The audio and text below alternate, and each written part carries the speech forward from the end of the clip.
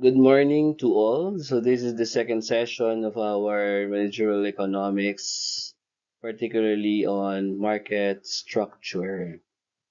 So we will talk about the different market structure under the usual markets.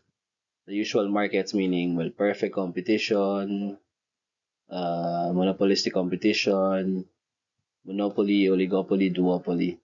All right, stuff like that. So I will also explain how this is affecting the total economy, and let's look into that as we delve into the market structures. And then also wonder, is this can this be found in the Philippines where we are, uh, working and we are doing our stuff over there, right?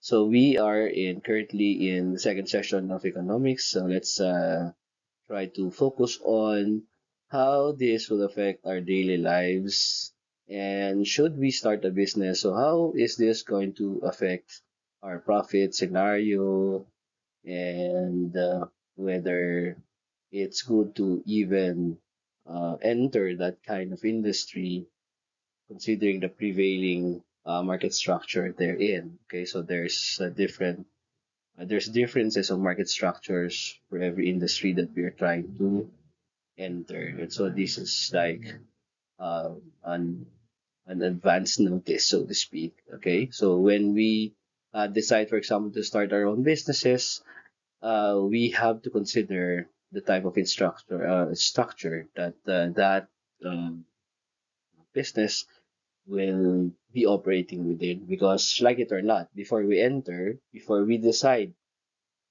to start our own business, there's already a market ongoing. Okay, so whether we will be disruptive, okay, so the idea is to disrupt the market, or we will just be one of the players of the many players within that structure, that will remain to be seen, because it depends really on the type of structure that the market has at the moment.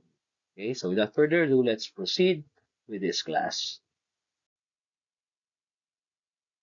So first, market structure is the interconnected characteristics of a market.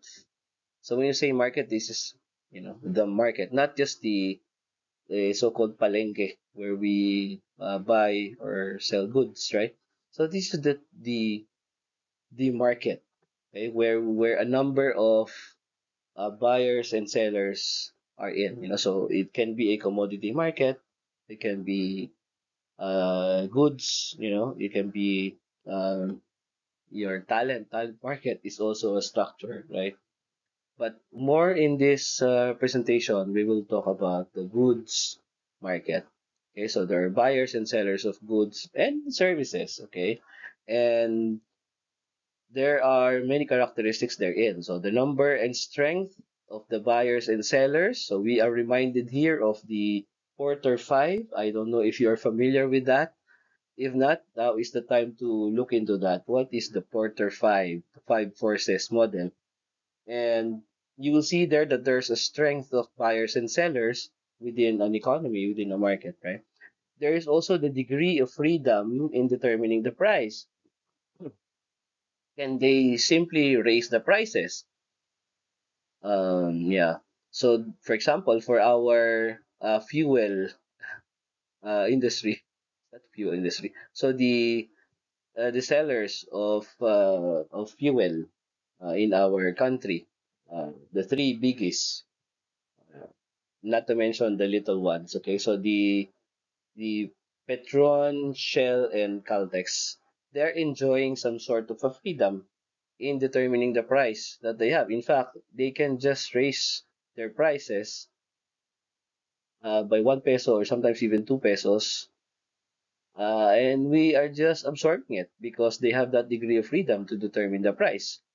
They have long ago set the parameters for that, no? Because they are given the freedom by the government. They were given the freedom of determining that, and there's no need for public uh, hearing, unlike before. Actually, when they do send um, their requests to the energy regulatory board or something, it's just to inform. Okay, so there's no need uh, to more or less discuss about that. We only hear about it in the news and then we simply see it happening week after week, right? So that's a tremendous amount of freedom in determining the price, right? The level and forms of competition. So we will delve into that in this presentation. The extent of product differentiation also determines the kind of market structure. How differentiated is your product, right? So when Microsoft came out, it's so differentiated because it's just on its own, right? So if you have, for example, uh, more or less the determine a product differentiation that is beyond, you know, the level of, let's say, understanding of people. Okay, so when we have the product differentiation that is beyond the current agreement of people, so to speak, then we can actually uh, raise our prices depending on how we deem fit. Because in that sense, they don't even understand how we do the product. Like, for example, as I said, uh, the operating system of Windows before, no one understands how it's done except them. So you can set the price at a higher point because no one does. No one understands that. And no one has the technology to do it either. So it's also for the technical monopoly, so to speak. Okay, those people who have suddenly uh, discovered the Tesseract. I'm sorry, I'm just doing a reference on the Marvel. Discovered uh, certain cures, right, for certain illnesses. For a certain number of years, they are free to set the price. And once they get the approval from the US FDA, they can set the price. So for a certain amount of time, I think for 7 years, I have not really delved into looking into it, but you can search for it. So for a period of 7 years, they can actually set the price at a higher pace, and you have no choice but to absorb it because they have the technical know-how, and since they have the product differentiation, no one can counter. Yeah, it's beyond our level of understanding to how to do it. Then they have some sort of an advantage there. In fact, a very big advantage. Also, another one is the ease of entry into and exit from the market. So if it's relatively easy for you to enter into the market, then the market structure is not that stiff. Okay, like for example, you are selling sago and gulaman in front of your house. Mhm. It's not hard to do that, and you can easily enter into that market as long as you have the ingredients and you have the little space in front of your house. Then somebody can actually compete with you. Yeah. So that makes your prices, you can't raise your prices very high. But if you are operating in a market wherein it's so difficult to enter into that market, not considering only the technical know-how, excuse me. So we're not talking about like Meralco, they're the only ones here. But not only the technical know-how, but the ease of entry and exit, especially if in a certain country or a certain place, your business is protected, that no one can enter before they agree with you. So yeah, and our telecommunications giants are in that same category. There are, I'm sure there are many more better providers But since they are making it difficult for these providers to enter into our market, so we don't have better options. So we are just at their mercy. So if they say, okay, the price for sending texts and receiving calls is this, 8 pesos a minute, then that's it.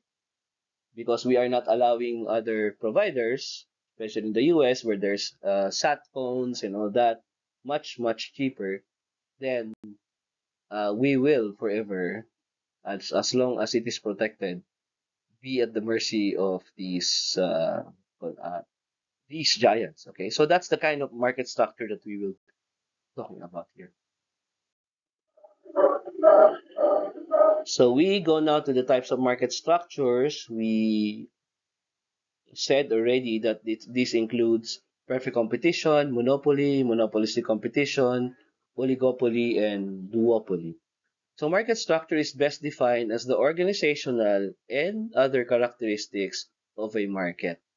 So there are organizational structure, but there are also other characteristics of a market. So without further ado, let's go into the types of market structure so we have a better understanding about it. And first, we have what we call the perfect competition. So from the word itself, it's perfect. It's an idealized market condition. So it's the ideal. Why is it ideal? Because if in a perfect competition, there are no monopolies, because you will see later on that monopoly is a type of a failure in the market. When there is no one competing against a giant market provider or goods provider, then there are many repercussions of that. No? Maraming uh, effects that will eventually be negative to the consumer. So it's a theoretical market structure because in reality, there is really no perfect competition. But in books, in theory, these are many sellers competing to offer its best prices. Because even in a perfect competition that we are saying, we can actually say, oh, that's a perfect competition. When in reality, even now, it's not the case. So we will see why it's not the case. So there are many sellers. In fact, you can, increase the number to infinity. It's impossible to do. I mean, it's improbable to do, but it's not impossible. So you can always add players in the market. There are many sellers, but you can always add some more. Large sellers having no advantages over smaller ones. Even if you're a large seller, it will still be the same compared to a smaller one. There is no economics of scale. There is equality between sellers and informed consumers because whatever they know, the consumers know, and it's perfectly known by the market. Efficient resource allocation, consumer welfare through low prices. Okay, lower prices because everybody knows everything anyway. And since you have a lot of competition, you cannot raise the prices by a very high margin. And in the end, we promote innovation here. Okay, so we will deal with this more in the next slide. Okay, so in the previous slide, we talked about the perfect competitive market wherein the consumer welfare is enhanced primarily due to low prices and efficient resource allocation. So why low prices? Okay, so in a perfect competition, many firms sell identical products as we can see here in number one. And therefore, no single firm has a market power to influence prices because they are identical.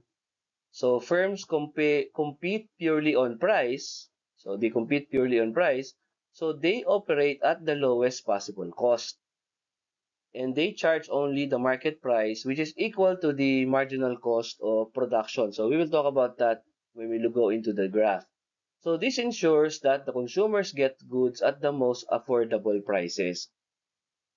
this is very good for the consumer because there is no monopoly to talk about, and there are no uh, uh, businessmen who will try to impose upon us huge prices. Okay. Now, another thing that was mentioned there is the promotion of innovation. So while perfect competition itself, it does not directly incentivize long-term innovation. Why does it not directly incentivize long-term innovation? Because firms earn normal profits in the long run. You cannot improve by innovation. So why would you innovate, right? So we will see that later on why we're saying that, especially when we look at the normal products being carried by perfect competition. So competition forces find ways to reduce costs, or sorry, for cost, in order to improve efficiency. So they just improve their cost structure in order to improve efficiency. So that's why that is innovation in that sense. So they need to cut cost for efficiency. Okay, so we go now to this slide wherein we say we know already why they sell at an identical product, because that's usually the normal structure of a perfect competition. Now we have here firms being price takers. What does it mean by that? All firms are price takers.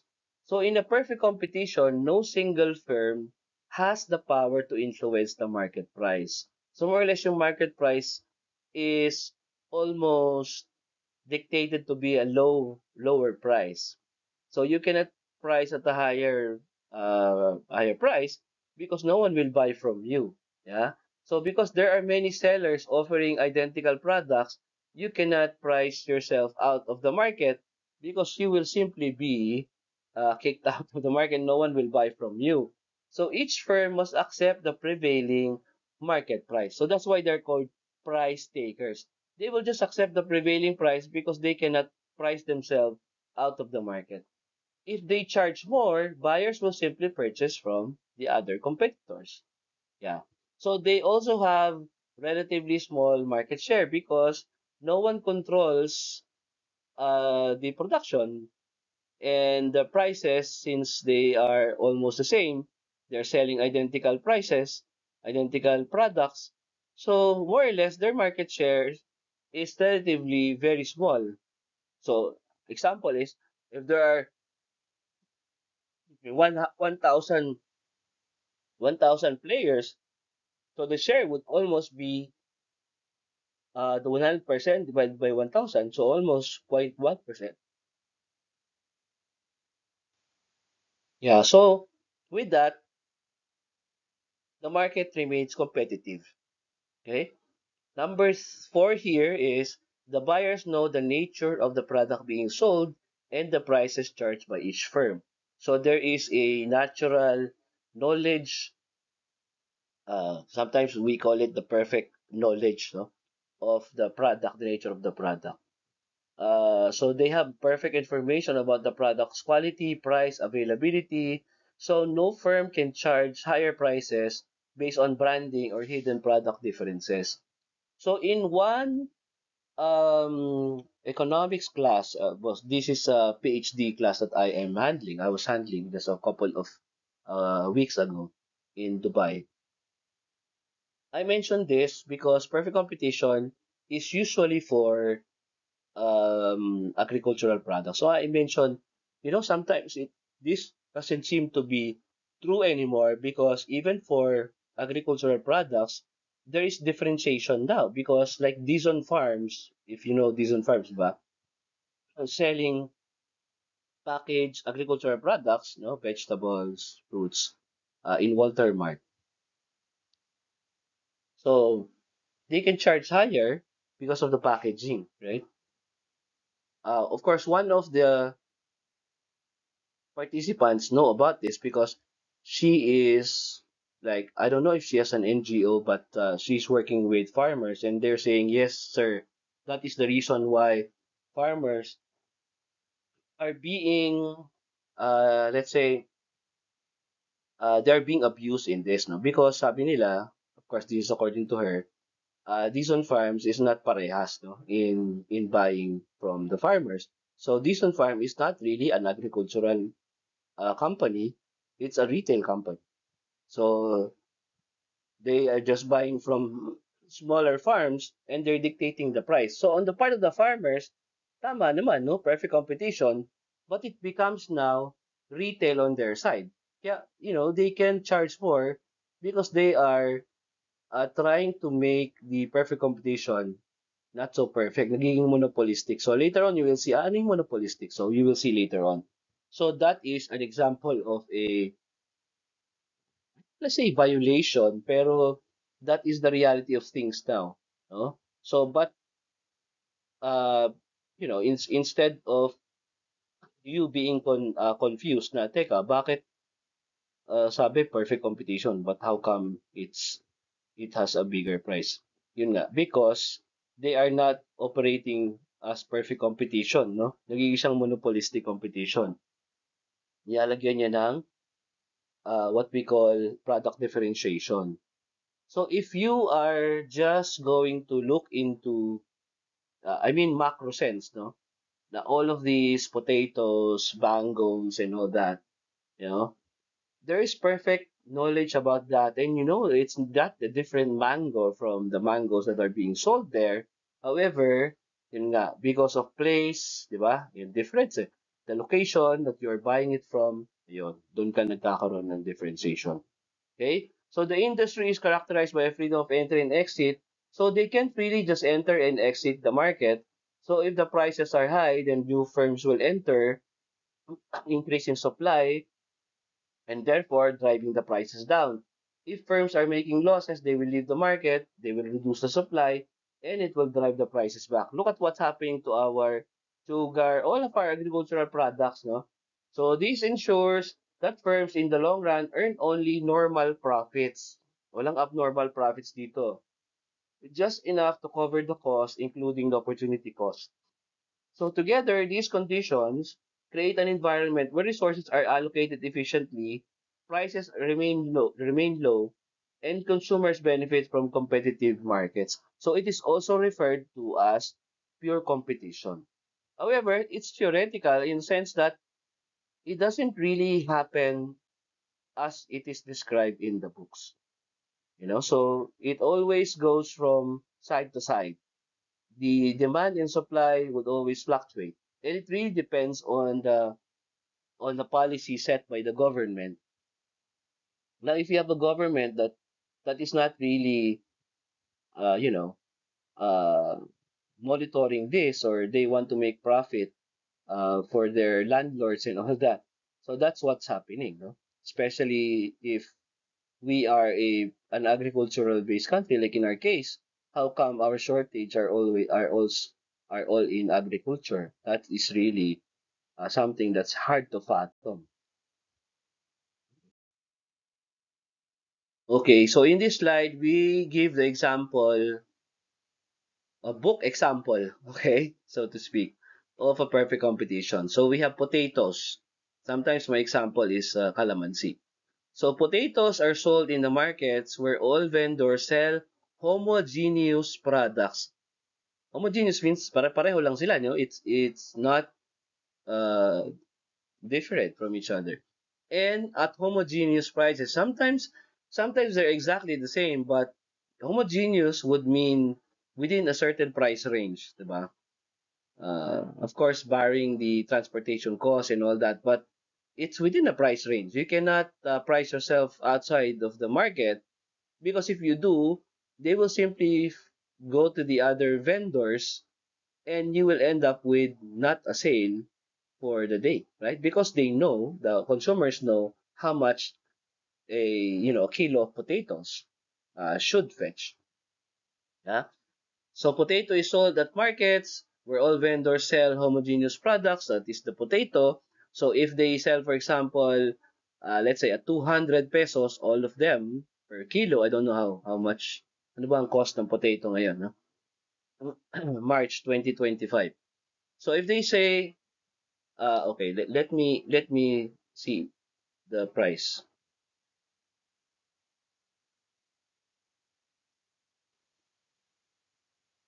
Ayan, sabi dito, the retail price range for potatoes March 2025 is between 183.42 and 260.52 per kilogram in Manila and Quezon City.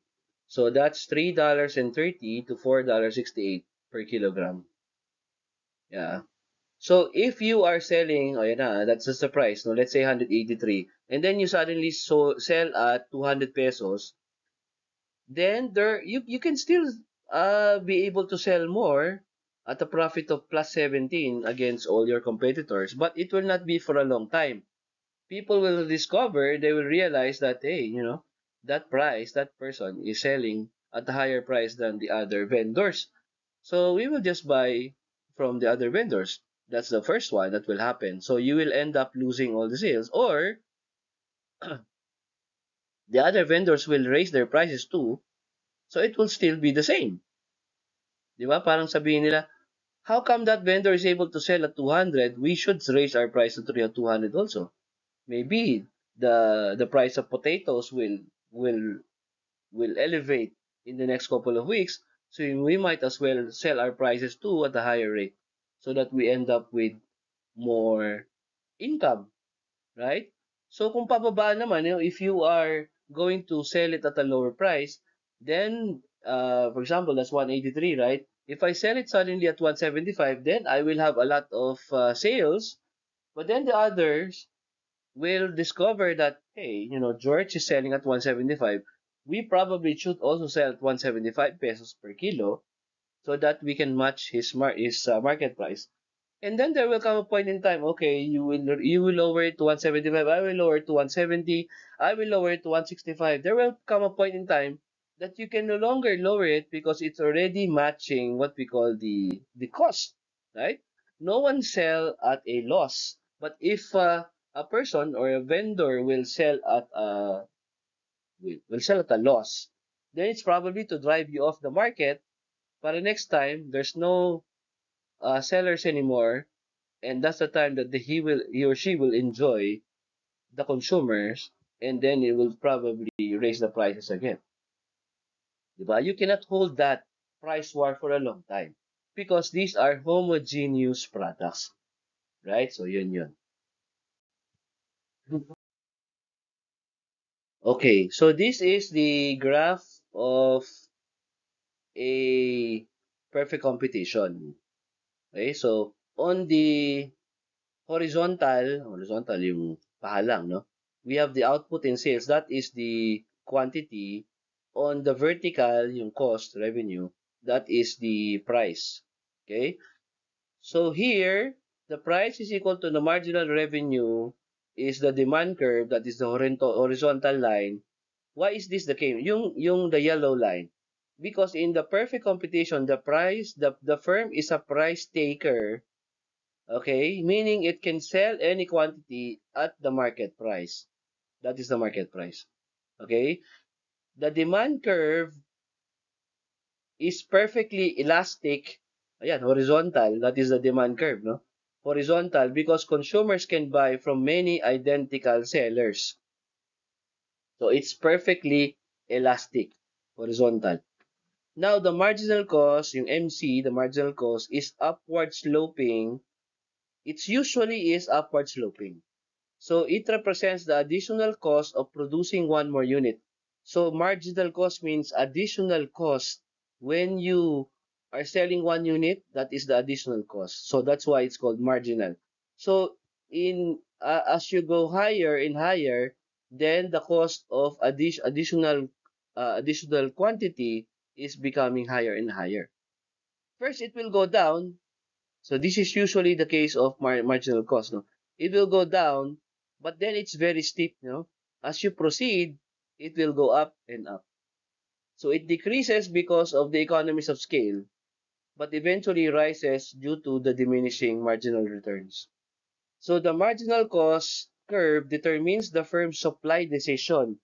So the higher the price, then the higher the supply decision. No? So the firm will produce where MC is equal to the MR. So they will produce at the intersection of marginal cost and marginal revenue. As we said, Before, if you were listening, that is the optimum point of the market where the marginal cost is equal to the marginal revenue, which is in this case the price. Okay, marginal revenue kasi is equal to the price here because it's perfectly elastic. Okay, so the intersection of the MC and the MR will be that the price. Okay, now the average cost, the orange thingy over there, the AC average cost is like a U shape, uh, looks like a parabola opening upward. This is the average total cost per unit of production. So it is U-shaped again due to the economies and diseconomies of scale. If the price is greater than the AC, in this case, of course, if the price is greater than the AC, in this case, we don't have that. It doesn't show in this picture.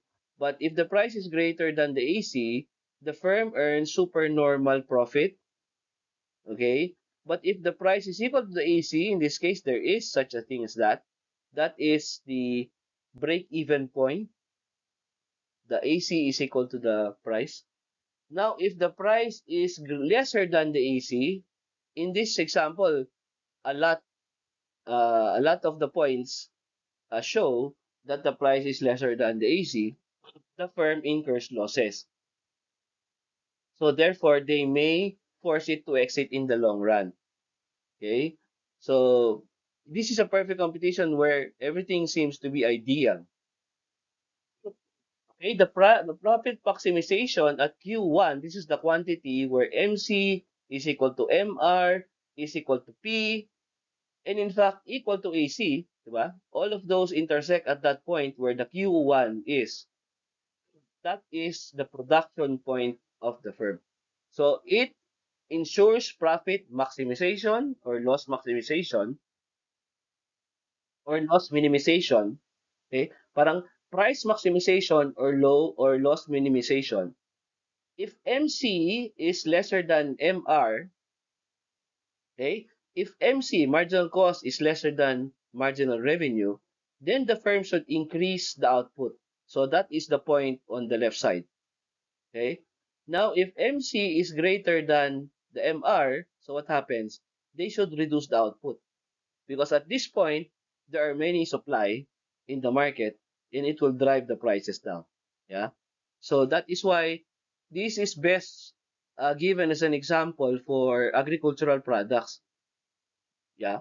So they can actually control the um, the supply in the market.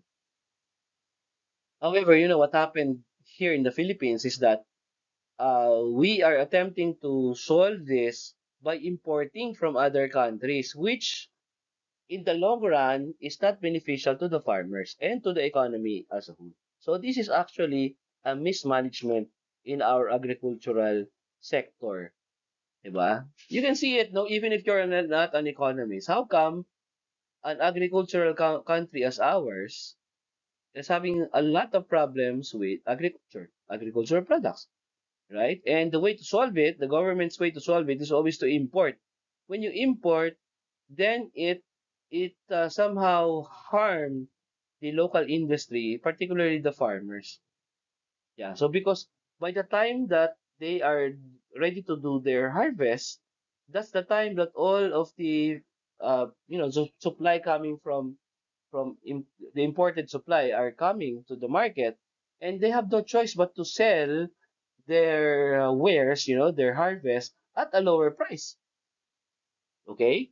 So with that, it becomes now a, you know, it's not a perfect competition in that sense because we are forced, the agricultural sector is forced to price at a lower point compared to where it should have been considering the the price that it should be, which is in this case the optimum point, where price is equal to the marginal revenue is equal to the marginal cost. Yeah, so that's the problem in our country. So the implication here is that in the short run, firms can make supernormal profits or supernormal losses in the short run.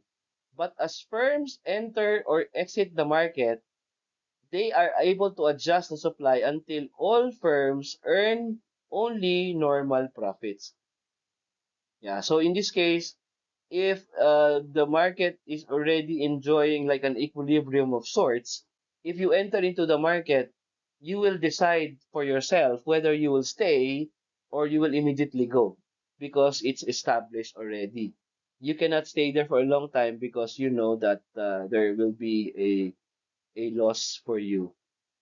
Yeah. So this graph really captures the fundamental dynamics of cost, pricing, and output decision in a perfectly competitive market. Okay, for monopoly naman, so this is the next market structure. So you probably have heard about this. In fact, we even have a game called Monopoly, di ba? So in Monopoly, this is a market structure in which there's only one producer or seller for a product. So in other words, a single business is the industry. So maraming ano yan, no? There are many causes of monopoly. And of course, one of the causes or two of the causes are mentioned here. There is such a thing as a market that is restricted due to high costs or other impediments, which may be economic, social, or political. So I will give you an example. No? So when Microsoft came into the view, of course there are other players there. So Microsoft is one player, Macintosh, Apple is another. But due to the limited, I would say, availability of the Apple during that time, of course. So they didn't have the muscle power of Microsoft, and Microsoft ended up eating everything. So they cannot. So most of the software businesses had to go through Microsoft in order to enter into the PCs of every individual homeowner, right? So in that sense, it was a monopoly, and it was a technical monopoly because, in the sense, well, you have patents and copyrights, you cannot just share them to anybody, right? So it's actually a state wherein it can even be considered a failure because in this state it will be to the detriment of the industry because the monopolist can charge at a higher price. Yeah. So, well, of course, in the beginning, that's what happens. And then up to a certain point wherein, oh, it's now actually cheaper to enter into the market. And so other players will come in. They will try to emulate, to copy the leading seller, so the first to market. And eventually it will drive the prices down. But for a certain point, it's a monopoly because you're the only one there. In that sense, especially with the example of Microsoft, it's actually a blue ocean in itself, and there is no other players to compete against them, right? So causes of monopoly. One is we said legal barriers. So government regulations can grant, of course, they grant patents, copyrights, or licenses to protect innovations and encourage research and development. But for example, pharmaceutical patents, I mentioned this before, exclusive broadcasting rights or national utilities, for example, electricity, they are given to certain companies. And so they have monopoly for that. And the government wants them or wants these companies to prosper because if not, you will have a problem with utilities later on. So even Meralco, for a time, National Power Corporation, it has to pass on to just one player because they have to achieve at a lower cost that certain percentage of their sales, which is higher than their cost. So they have to achieve what we call an economies of scale at a shorter period of time. So that is the reason why when you have monopoly, it's usually caused by legal barriers. No? So government regulations, patents. Another one is natural monopoly, wherein industries can require huge capital investment, so it will be impractical for multiple firms to compete. Example again, Meralco, if even if you give me 100 billion pesos or 100 billion dollars even for that matter, it will be impractical for me to suddenly now, build posts and start my own electricity grid or even railway or water supply because there's just a few consumer and you will go around and say, okay, you pay us and we will reconnect your electricity to our post. Who would do such a thing, right? So that is what we call you achieve a monopoly because it will be impractical for another player to start a huge capital investment. Why don't they just invest in your company?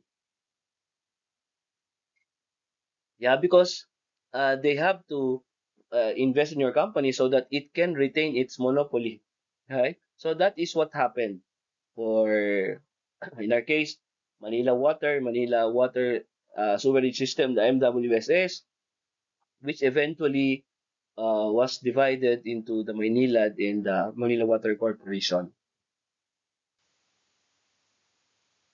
So, yeah, so the examples would be electricity grids, railways, water supply. So these are called natural monopolies because one firm can supply the market more efficiently than multiple firms. Another one is the control of key resources like the beers, and it's a very good example of this. The beers has a historical control of diamonds. Of course, they achieved this through some questionable I don't know. So you may watch some of the stories portrayed how the Beers eventually got control of the diamond business, but that's an example of a monopoly. The company controls the critical raw materials and essential technology, and they would be preventing others from entering because how would they allow others from entering? That would be detrimental to their business. So when you control the key resources, right, the raw materials, then of course you will have a monopoly. Number four would be the economies of scale. So if a firm produces at a lower cost per unit than competitors due to the size advantage, so they can produce at a lower price. So they can set the prices so low so that new firms cannot compete with them. So when they enter, they will actually incur losses just to be able to compete with the giants. Like tech giants like Google or Microsoft, they benefit from economies of scale in data processing and software so that if you are a new software company, so why would you compete against them? They have already enjoyed the economies of scale, and doing so will prevent you from entering because you will either operate at a loss for many years before you can even dislodge them, the big ones. Okay. Number five would be strategic behavior and anti-competitive practices. So large firms, they may use predatory pricing, so setting prices below cost to drive the rivals out. Yeah. Or they can increase the prices of making use of their services, like what Microsoft did for software giants before, right? Exclusive contracts, mergers, aggressive advertising to block new entrants. So in this sense, monopoly is a market failure. It's often a failure because monopolies charge higher prices and produce less output than competitive firms.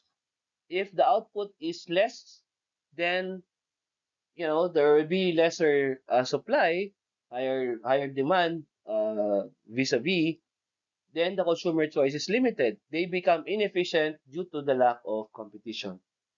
However, on the other hand, some monopolies can be beneficial because in a natural monopoly like public utilities, you are able to avoid wasteful duplication of infrastructure. So imagine if you have public utilities, you cannot just have I don't know, two LRTs at the same time operating in the same transportation route, right?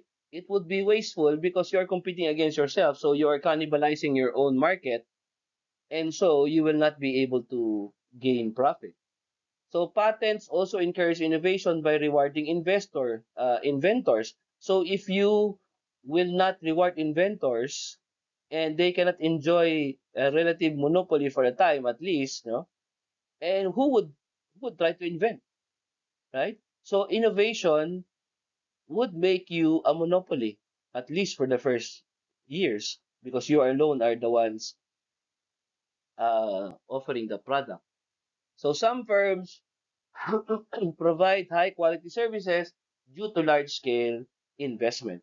So we know that with the monopolies, they can provide high quality services simply because they have the economies of scale and they have large scale investment.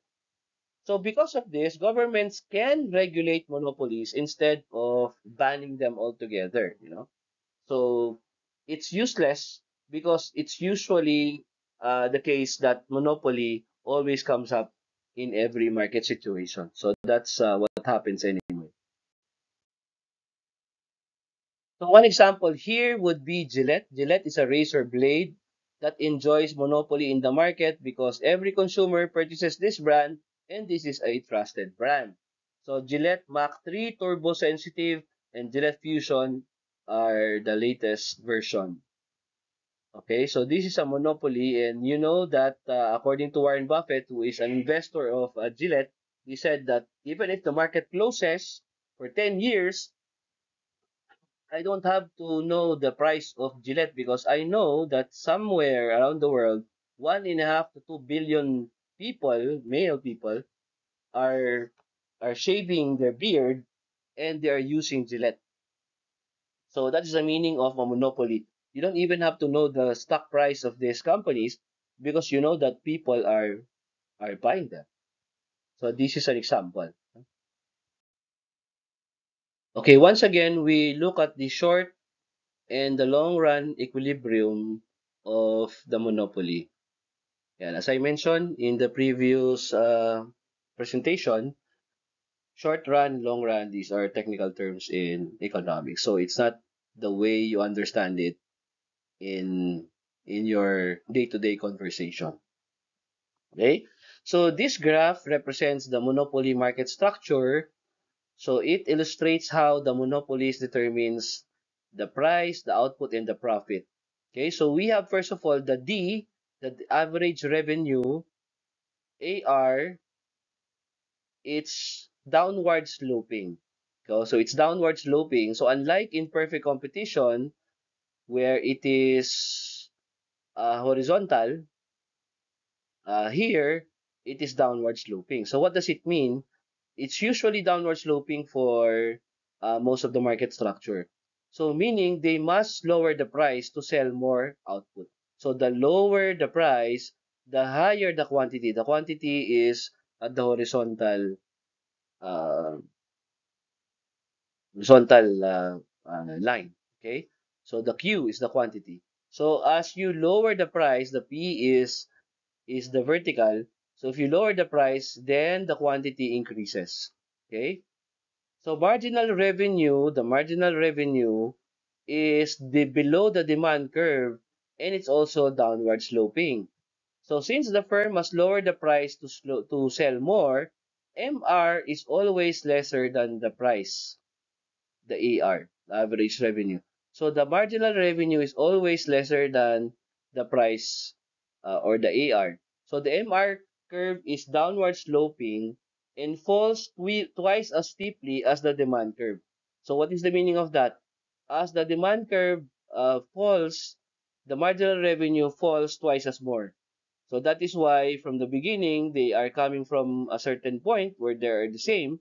But then as you lower the price, the marginal revenue decreases at a higher pace. That's why when you intersect the two, they intersect the quantity at a very far point from each other. Okay, so that's the way the marginal revenue is looking at. We look at it at that in that perspective. So number three, we have the marginal cost and the average cost curves. So the marginal cost follows a U shape because of the economies of scale. So it will go from from a higher point to a lower point, and then it will increase. So that's the marginal cost. And it increases like that, it behaves like that to the economies and diseconomies of scale. The AC curve is also U-shaped, average cost. It will start at a higher point from the marginal cost, and then there will come a point in time when the average cost intersects with the marginal cost, and then it will slope still upward, okay, with average cost bigger than the marginal cost, okay. So the marginal cost is the amount of cost added each time you add production.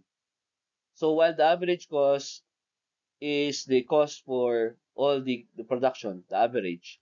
So the AC curve is also U-shaped, and it represents the firm cost per unit. So that's why it's average, the cost per unit. So where is the price maximization? The price maximization is at Q asterisk, Q prime, where MR is equal to MC, where the marginal revenue intersects with the marginal cost. So where does it intersect? The marginal revenue intersecting with the marginal cost, that is where the profit maximizing quantity is. No point actually if you will look at it. But you know that the monopoly price is higher. So you have to look at it from that point up to the price asterisk, wherein it intersects with the average revenue. So the monopolist produces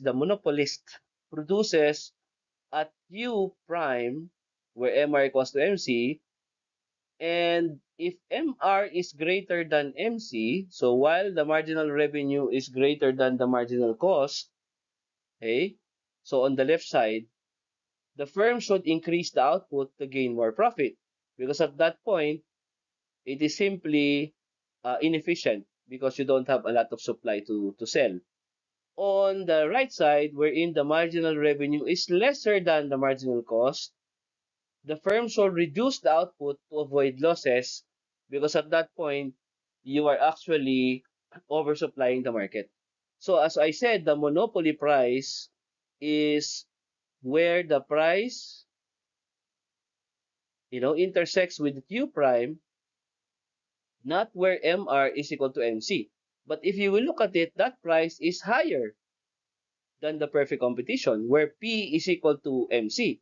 So because in the price competition, because everything is equated, you will price yourself lower.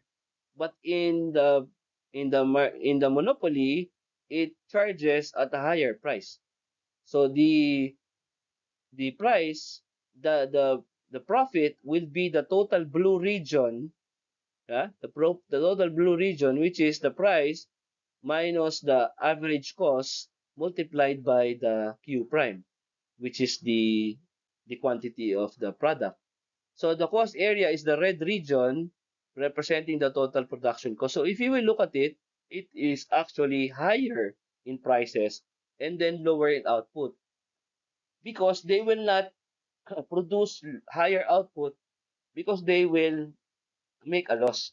So higher prices and lower output compared to perfect competition.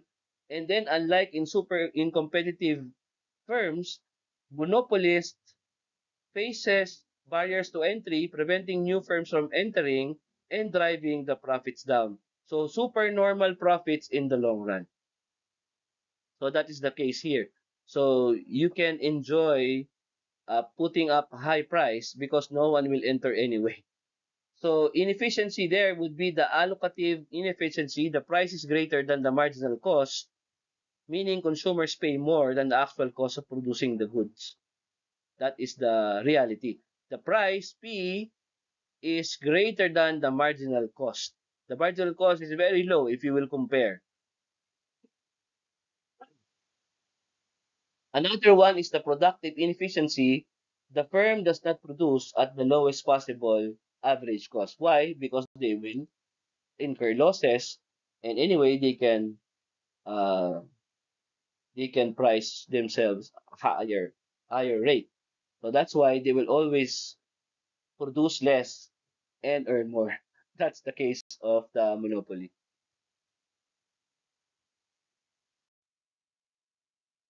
Now, in this slide, we have another concept, no? The deadweight loss. No? So, what is the meaning of that? No? That little triangle called the deadweight loss. So, again, this is a monopoly. So, this builds up on the previous graph, and we add the key concept of the deadweight loss. No? So, what is the key similarities between this and the previous slide? No? So the monopoly pricing and output, the monopolist maximizes the profit at Q1 in this case. Now Q1 is the equivalent of the Q prime or the Q asterisk on the other slide. The price is set at P, which is directly, above, the P. So the P and Q coincides with that point where it meets, intersects. Okay, so that is the point of the price. Okay, now the supernormal or economic profits, the supernormal economic profits, the firm earns economic profits because the price is greater than the average total cost. So it's supernormal because the price at that point is higher than the ATC. So the profit area is shaded above the ATC and then below the peak. So that is the pink shaded area. So now we have the deadweight loss, the DWL, or efficiency loss.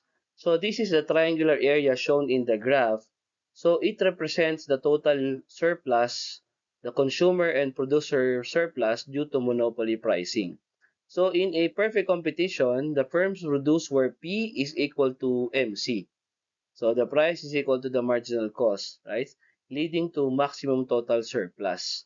However, in a monopoly, the output is restricted to just Q1, meaning fewer transactions will occur, and then the society loses potential gains from the trade because the monopoly will not go in that area. They will just stick it out where you know uh, they will earn supernormal profit. So in a way, there is the deadweight loss or the loss incurred because you cannot produce more than that at that point. So when you compare this to the perfect competition, if this market were perfectly competitive, the firm would produce where MC is equal to the demand.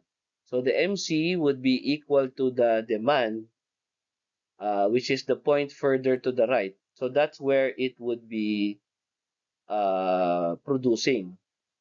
Because anyway, in the perfect competition, isn't it that the demand is horizontal, right?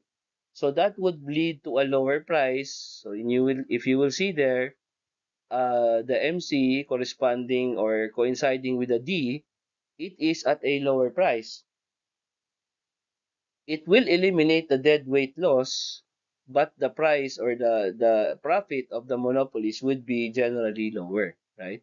Because at that point, where the D intersects with MC, it is at a lower price. And therefore, the triangle will almost disappear and the profit of the monopolies will also be lesser. So what are the key takeaways here? No? So the focus of the previous slide is the monopoly profit maximization, while in this slide, we emphasize the negative effects of monopoly, especially highlighting on the deadweight loss. So because of this, monopolies reduce the consumer welfare. because they restrict output and charge higher prices. This is where, for example, you need the product, but it's not there because the monopolist is not increasing its product, the producing of the product, because it will incur lesser profit. Excuse me. So what it means is that they want to maintain the supernormal economic profit, right? Because that's where they will incur more income or profit while they are maintaining the deadweight loss. When you compare this again to the perfect competition price would be equal to MC and ATC. So the firms will operate at Q, okay, where price equals marginal cost. The price will be equal to the marginal cost. So, but that is at a very low end. So it will not earn profit a lot, but the deadweight loss will be removed. Okay. So, but of course, if you are the monopolist, you will say, why would I do that? I am a monopolist, right? So that is where, yeah. So you can see the government can do something in order to correct this, no? So by giving some restrictions, for example, they can actually tell the monopolist, oh, you cannot price at a very higher, very higher, yeah, at the high end. You can just maintaining the equilibrium at a certain point wherein the price is a little lower. Yeah, so that is the case of monopoly. But monopoly is almost always regarded as a failure of the market to produce a competitor.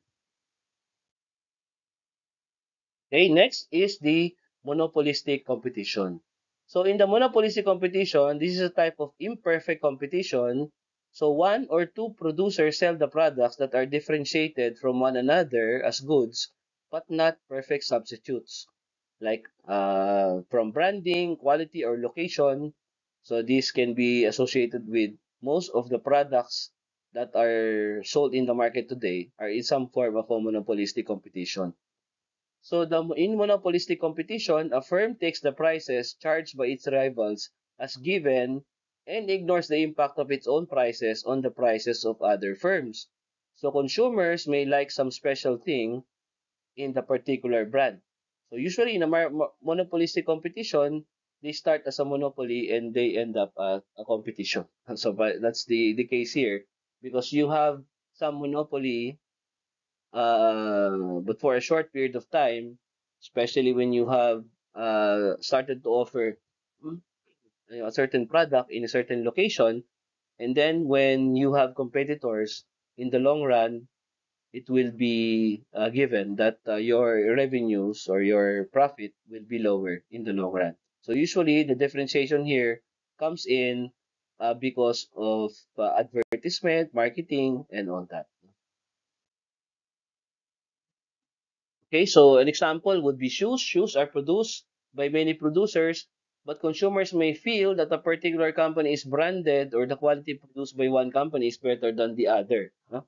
So it's an imperfect competition because if you look at it, they're just shoes, right? But the consumers feel that there's a differentiation there, right? So different company shoes can easily be differentiated, and despite differentiation, each product remain close substitute for the rival product. So there is no pure competition here. Shoes come under monopolistic competition because there are many producers. So that is the idea, no? So there are many producers and consumers choose according to the brand, quality, location, trademark, design and color, packaging, etc., and not on the basis of price only. So in a way, it's not pure competition, but it's not also monopoly in the sense, right? So because there are also the thought process of the consumer to choose one brand over the other. So that is the idea of a monopolistic competition. Okay, so in this slide, we are explaining the short run outcomes for a firm in monopolistic competition. So in yung graph, no? So on the left side, we have the firm making profit, and on the right side, firm makes losses. So what are the key points for monopolistic competition?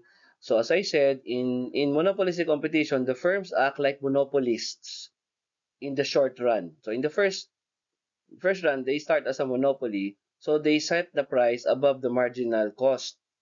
So that's why on the left side, they maximize their profit by producing where MR is equal to MC. That's where they produce the that point, no, that quantity wherein MR intersects with MC, and then they price themselves like monopolies on that price point. So the blue rectangle is the profit. Okay, so at that point, the price is above the average total cost, so the firm earns a profit. Okay, on the right side, the firm produces again where the MR is equal to, MRs will intersect with the MC, and then they will price at that point the average total cost. But if you will look at this, the demand is lesser than the ATC, and therefore they are incurring loss. So the price is set at the demand curve, but this time the price is lesser than the ATC because the ATC is above. So at that point, wherein the demand is too low or the competition is so strong, then they make losses and they may exit the market in the long run. So in this case, that is where it is the same with perfect competition in the sense that if they incur losses, they exit the market. So in the long run, new firms enter the market if the profits exist, increasing the competition and driving profits to zero economic profit. So this is where price is equal to ATC, and that is the case wherein they will exit the market. Kasi there are so many people or so many sellers flooding the market, and they are no longer making profit.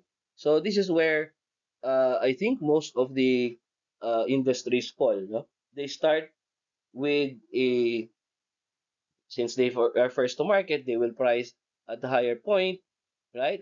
No one is selling in the same, the same product.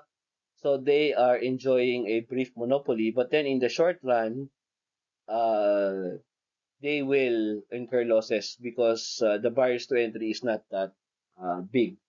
Okay? The future sellers can just enter the market. So in that sense, it becomes like a competition, no? So it starts in the same way as a monopoly because you can charge at a higher price, and then at that point the demand is lesser than the ATC. Sorry, the demand is higher than the ATC, and then therefore you are making profit.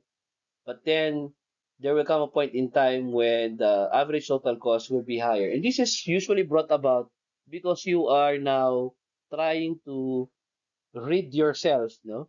Remove the other competitors. Kasi there's so many companies that are now selling, and when that happens, or what happens usually, you will incur a lot of costs by advertising, marketing. You will have a lot of things that you need to do in order to be the company of choice, right? So with that, a lot of additional costs will be added. So yan, doon na pumapasok yung mga marketing costs and all that. So the ETC will suddenly increase. But you only have a fixed demand. The demand is not getting higher, right? So that's the time that you have a short run loss. No? So that's the case. Okay, another one is the duopoly. No? So duopoly, from the word itself, duo, it means two companies. Two companies own all or nearly all of the market for a given product or service. So it is a specific type of oligopoly. Mamaya natin makita yung oligopoly. Only two producers exist in one market. So it's like monopoly, but it's also like oligopoly. in a way, right? So there are two producers existing. So this is definition is generally used when only two firms have dominant control over a market.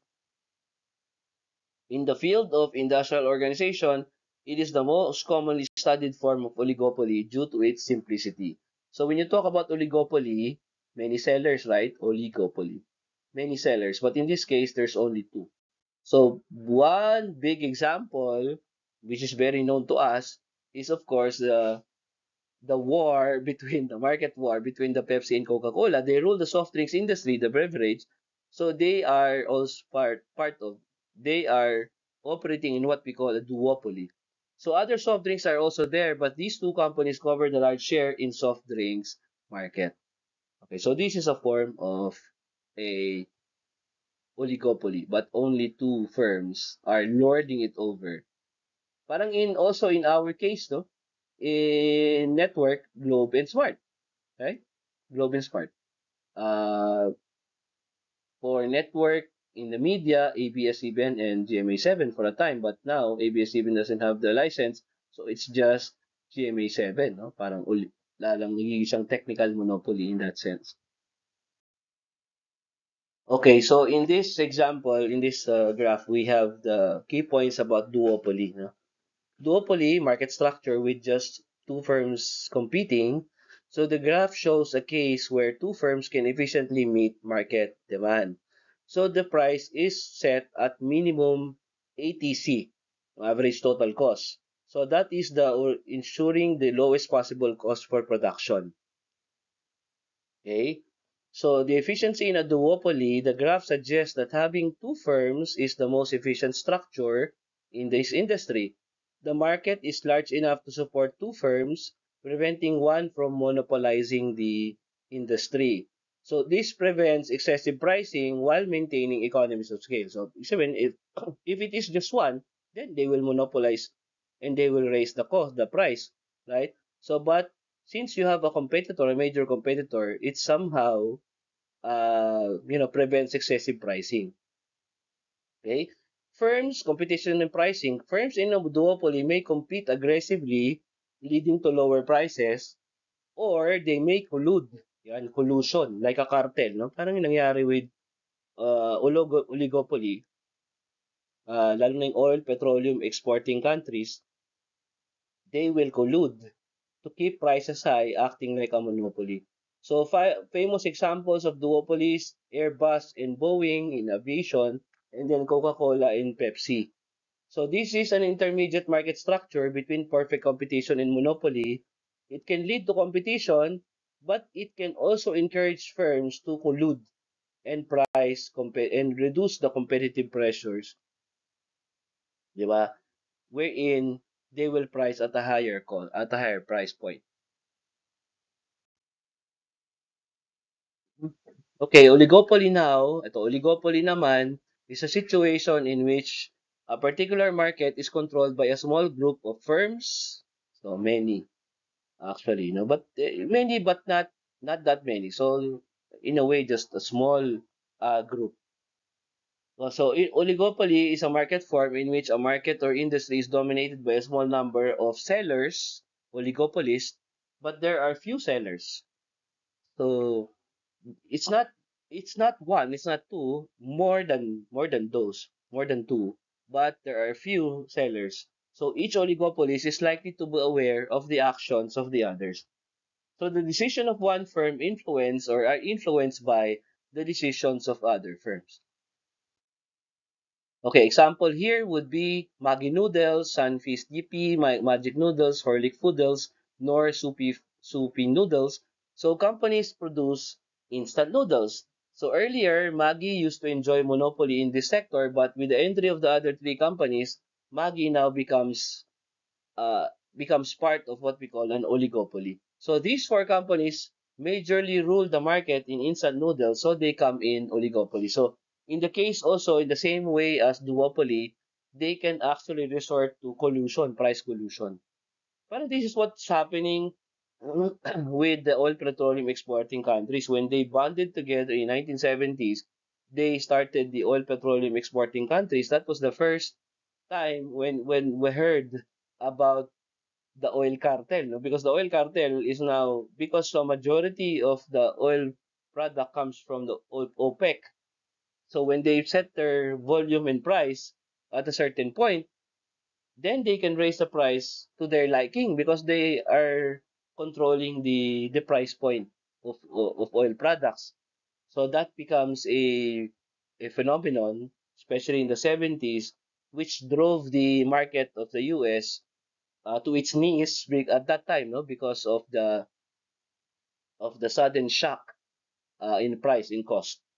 So because of that, we can actually attribute the problems of the Middle East to that point, and that's why a lot of political maneuvering happened after that. No? So when they did the OPEC, uh, the oil petroleum exporting countries, which form what we call an oligopoly, no, a price cartel for oil companies. At least the oil producing countries, because they will get all their raw materials there, right? So since they are dictating how much raw materials are coming out, so the price is controlled by them.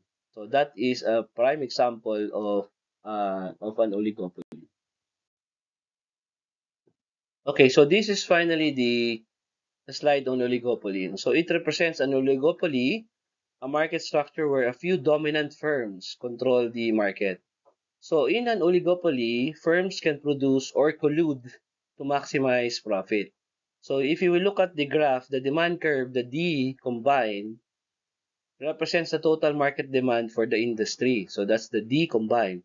The slope suggests that as price decreases, quantity increases. So again, the same with the other, no?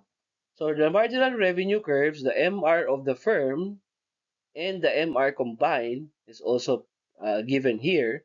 So the marginal revenue for an individual firm is the MR firm, while the MR combined is the next line going downwards, which is the combined marginal revenue for the industry. So if the firms act independently, if they are acting independently, they will follow the MR firm. Okay, so the marginal revenue of the firm, which is much lower because they're competing, right? So the marginal revenue will be smaller because they cannot price at a higher price, right? But if they collude, they are now following the MR firm combined, so this becomes higher.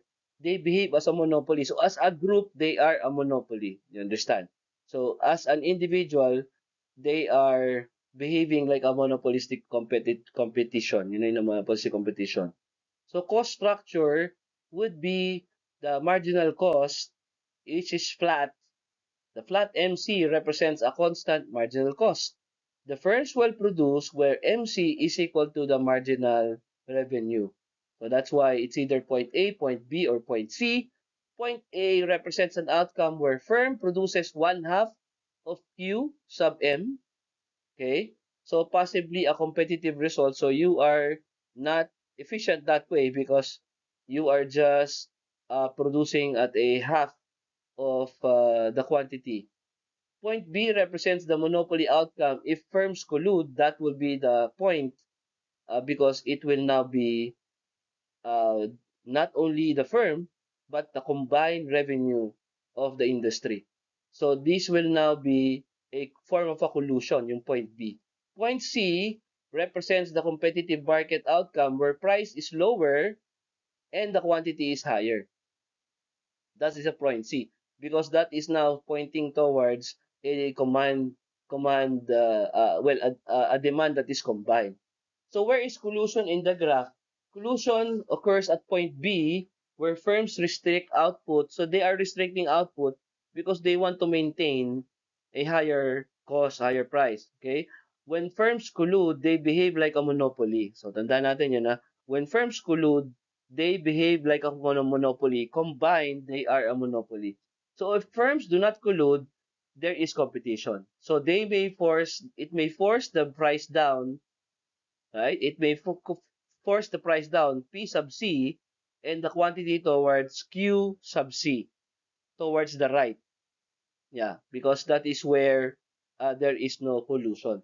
So what are the key takeaways here? Oligopolies can act competitively or collude to behave like a monopoly.